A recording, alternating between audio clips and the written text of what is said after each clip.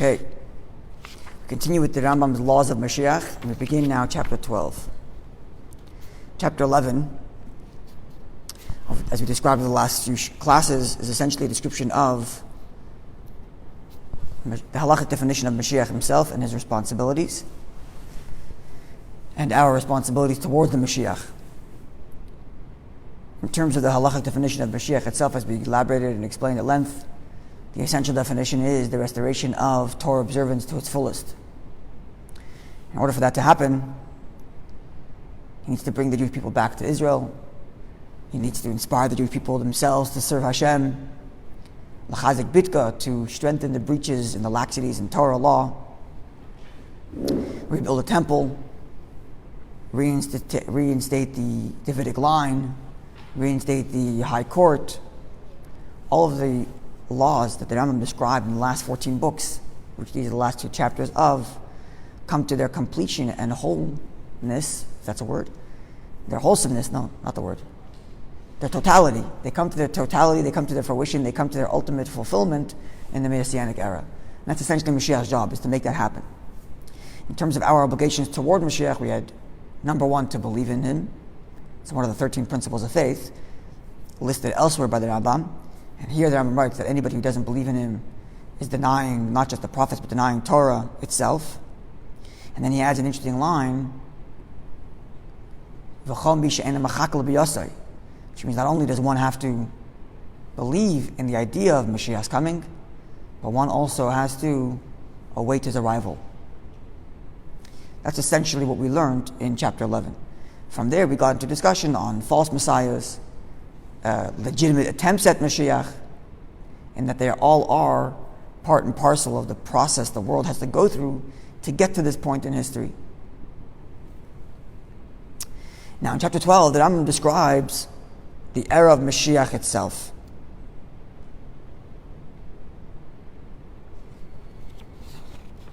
And the first thing he does is, in the negative, what you shouldn't think about that time. Now you see the reason why he's doing that is because he's speaking to a crowd that already has assumptions about Mashiach. And the reality is that till today, people have assumptions about Mashiach. It's not as if it's one of those laws, in the laws of purity and impurity. Your average reader doesn't have any assumptions about it. Whatever the Rambam tells you, he tells you. He doesn't have to tell you what not to think about it.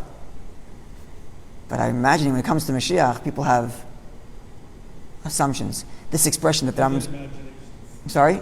Vivid imaginations, right. So the Rambam has to start off by negating what's prevalent, and then he's going to address what he actually thinks. It's interesting that this language, al yala al das, which literally translates as, it shouldn't go up in your mind. It's an expressionism to say you shouldn't entertain the thought. Also comes up in the beginning of Rambam when he discusses the nature of God and the nature of our belief in God. He also uses the language al yala al das. It shouldn't go up in your mind, or you shouldn't entertain the idea. Over there he's referring to that there is no God. Okay, so let's begin. Chapter 12, Halacha Aleph. Al yala al alev. It should not go up in your heart. You should not entertain the idea. Shabi Moisa Mashiach Yivatal Dav min Hagei Shel Olam. Anything of the natural order of this world will change. Or there will be some change in the natural order of creation. So nothing of the world changes, meaning the way in which the world operates continues to operate, and the nature of the world does not change. The world keeps on going as it is.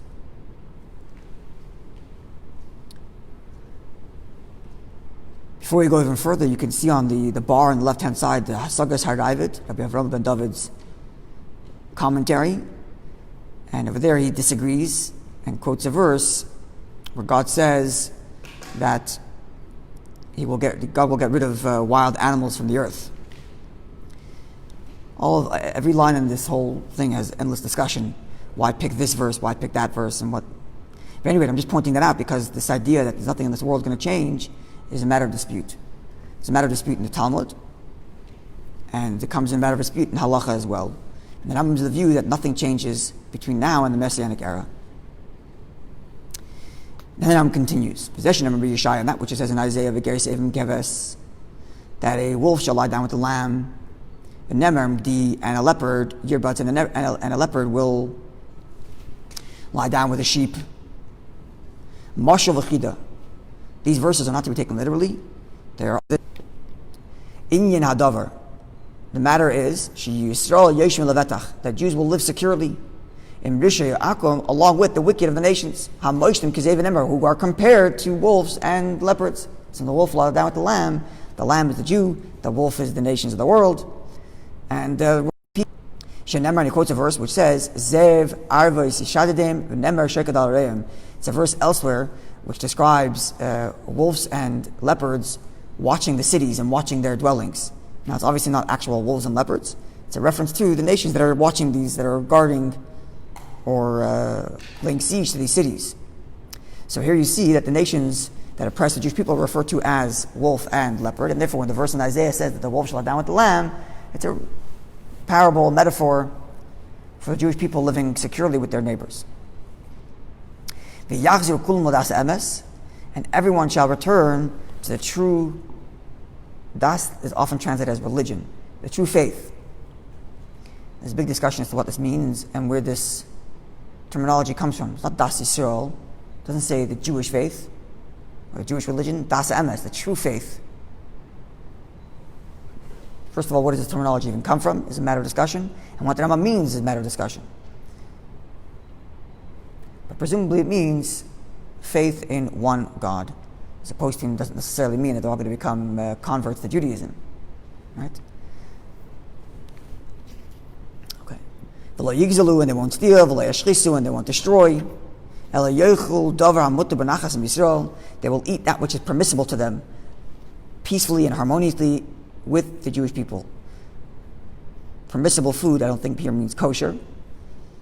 Presumably it means non-theft, just honestly making a living and honestly living with their Jewish neighbors. Shenemar, as the verse reads, that the lion will eat straw or eat hay just like the cattle. And again, we describe the nations of the world as wild animals, so it's a metaphor. The wild animal is the nations of the world who historically oppressed the Jewish people, and now they're going to be eating straw, meaning to say they won't have to hunt and destroy for their foods, but they'll be eating calmly. It's to say they're going to live harmoniously and peacefully without stealing, without destroying. And all of the things that are similar to this, that Mashiach, which you find in the prophets describing the Messianic era, they're all metaphor. When Mashiach comes, it will be known to all in what manner was this thing a metaphor for, and what he was trying to allude to. In other words, because it's a metaphor, we don't have the extrapolated interpretation until it actually happens. If the metaphor came along with an interpretation, then you won't need a metaphor, you just have the interpretation. The point of a metaphor is that it's like a hazy vision of something or other that's going to be happening. How exactly it's going to play out is unclear. And then when Mashiach comes, we'll be able to identify it. So along these lines, well, first of all, you could, just to point out there, in after the 6 Day War, right, 1967. So the war was sometime around Shavuos, right, in May, around Shavuos time, or right after. So a few months later, the Rabbi published a discourse for Rosh Hashanah, which is, of course, or they actually delivered a discourse, not published. It was published much later, but Rabbi delivered a discourse verbally as he would in honor of Rosh Hashanah. And then years later, when it was published, when it was edited and published, there's a footnote there where the Rabbi writes that the prophecy which says, that on that day the great shofar will blast. That's what the whole discourse is based on, describing what this great shofar is spiritually. So the prophecy which says that in that era the great shofar will blast, the bow of Ashur, and those who are lost in the land of Ashur shall return, and those who have been cast off to the lands of Egypt shall return. So the Maimer discusses, spiritually speaking, what's Ashur represent, what does Mitzrayim, what does Egypt represent, what does it mean that they're lost, what does it mean that they are oppressed, and what does it mean that this is a shofar, all of that.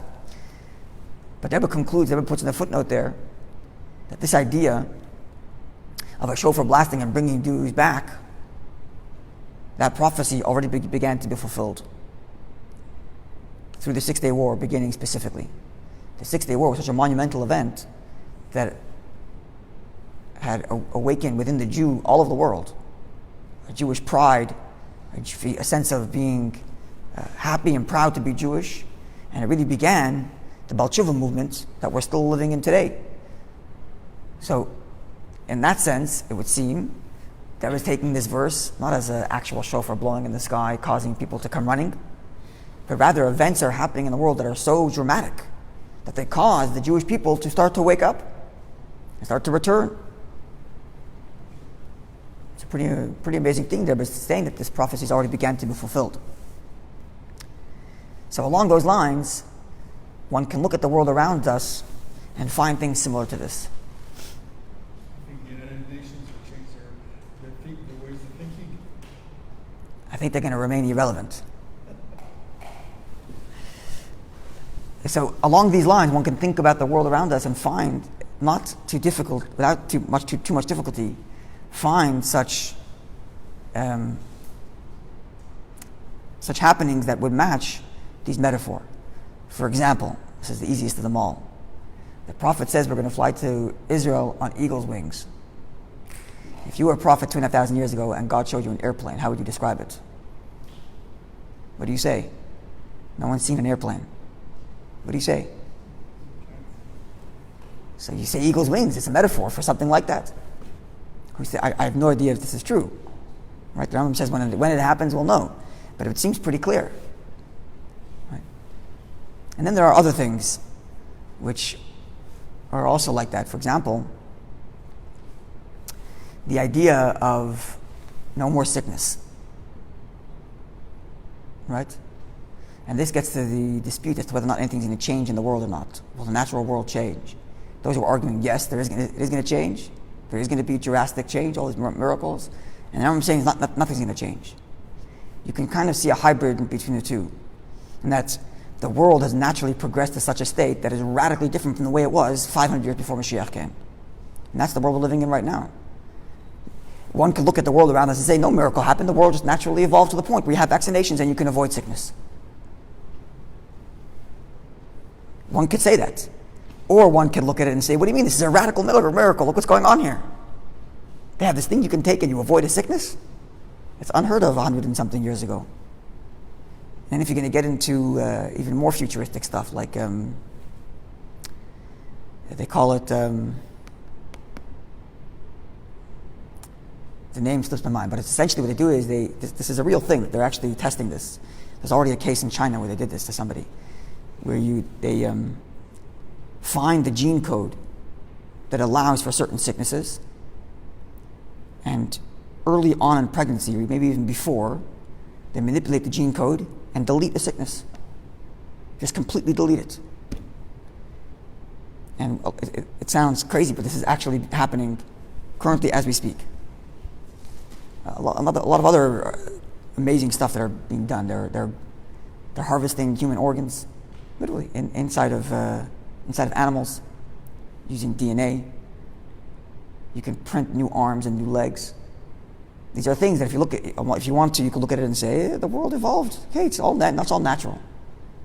And it would be true. You would be right to say that. Nothing changed in the world. Everything's natural. We're only harnessing natural powers. And because we've evolved technologically, we can figure out how to do all these stuff. But if you zoom out a little bit and you think of world history, this is a radical change. You're talking about a person who loses an arm, you click a few buttons, and relatively cheap, you give the guy a new arm. I mean, even if it's a few $100,000, it's still relatively cheap in the sense that it didn't exist 150 years ago, never mind 100 years ago. Sorry? Exactly, and you can have your arm delivered by Amazon. Yeah. That's another thing. But we're going to see soon, we describe the Messianic Era as no one's going to have to work. Work is done by others, and you can spend your time studying Torah. That was also a fantasy 100 years ago. What do you mean no one works? How do you eat? And today, even someone who does have a job, a desk job, and they're in their office from 9 to 5, collect all the hours they actually work throughout the day, The 1 minute email here, the other phone call here, and the other phone call here. People have a lot of time now. So, the downside is people have a lot of time, they have plenty of time to think, and they come up with all kinds of crazy ideas and look for all kinds of... But the idea that we're heading to a world where work is becoming less and less needed, and you can spend more and more time thinking and pursuing truth and pursuing knowledge, pursuing Torah, is a reality that did not exist even 50 years ago. It just wasn't an option to spend a few hours a day learning. It just wasn't an option. You wouldn't survive if you did that. And today it is an option. Right? You have robots doing all of your work for you. You have to, a couple of times a day, you have to press a couple of buttons to make sure the robots are not doing the wrong thing. But essentially, most of your day, you don't have to do much hard labor. Whereas for most of history, most people have to sit and work very, very hard. Otherwise, you didn't eat. So these are all things that, on the one hand, the world is operating just as it is. It's going as it is. Nothing changed. Then the natural world is nothing changing. But on the other hand, zooming out, this is a radical change. And these are miraculous changes. And these are things that you can point to without being a major scholar and say, these are fulfillments of prophecies. Getting rid of sicknesses. They're looking at already at healing aging, getting rid of aging. You find the aging gene, you delete it, and the person doesn't age anymore.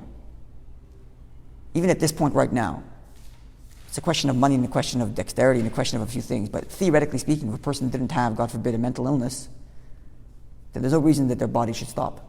Wasn't it? Yeah. No, person who has a God forbid, a heart that's not working, they can give them a new one. Pretty much at this point, any organ except for the brain, they can really basically replace. It's a crazy notion. It's a crazy notion. Right? There's a famous prophecy which says that when Mashiach comes, someone who passes away at 100 or 2 years old, or 100 or 200 years old, it's going to be a tragedy. Right? So, you chuckle now, but think of the idea that we think of a person who passes away at 70-something years old as a tragedy. It's a young man. That wasn't the case 100 years ago. The guy made it to 70 was a big deal. Wow, made it to 70 years old. So we're not far away from a place where 100 years old is normal living. So, and at the same time, nothing changed in the world. There was no splitting of the sea. There was no 10 plagues. The world just evolved, as it were, to this miraculous place. Who has the time there? 8:30. Sorry? 8:30. Okay, we're going to stop over here, but this is actually really just an intro. This is really an intro. Because as we're going to see, Rambam describes the time preceding Mashiach, and then the time once Mashiach arrives. This intro we just gave is going to become very important. Because all we really learn from the Rambam is what not to think. Don't think that anything changed. Don't think anything's going to change when Mashiach comes. No radical miracles. The world's going to keep on operating as it always did. And here we're suggesting that the world is operating the way it is, and yet the world has evolved in its quote-unquote natural way into a radically new world. Sorry? I'm so thrilled that the work on that Rambam. Yeah. It's like, I know. Yeah. So God willing, more on that tomorrow.